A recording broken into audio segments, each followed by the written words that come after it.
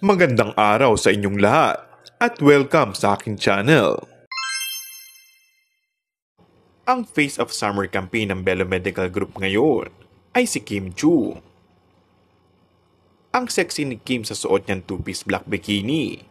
Talagang swak siya sa summer campaign. Pero aside from Belo, nag-workout din everyday si Kim, kaya hindi umano siya tumataba. Pero wala siyang diet. Ayon kay Kim, kinakain ko lahat. Kahit mga meat, favorite ko ang meat, pork, chicken, and beef, though hindi siya mahilig sa sweets. Samantala, hinihintay naman ngayon ng mga Kim Pao fans na i-like o mag-comment ang aktora sa sexy photos ng aktres. Anila, medyo conservative umano si Paolo, kaya baka mapatawag sa office si Secretary Kim. Maaalalang sinabi noon ni Paolo na maganda at sexy si Kim, pero hindi naman bastusin. It's really normal. Walang bastos. Walang maselan tingnan. Talagang it's normal. Active din kasi si Kim sa workout.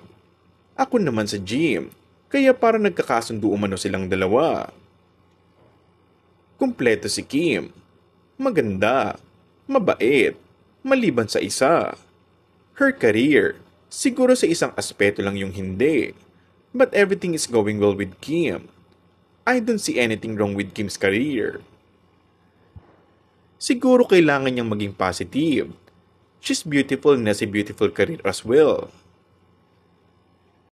Kasalukuyang nalilink si Kim sa ka-love team niyang aktor na si Paolo Avellino. May bulong-bulungan kasi na sila na raw, pero wala pa silang inaamin. Marami rin ang kinikilig sa kanila sa lakas ng chemistry sa sharing What's Wrong with Secretary Kim na natural daw sa kanila at hindi pinipeke. And that's all for our today's video.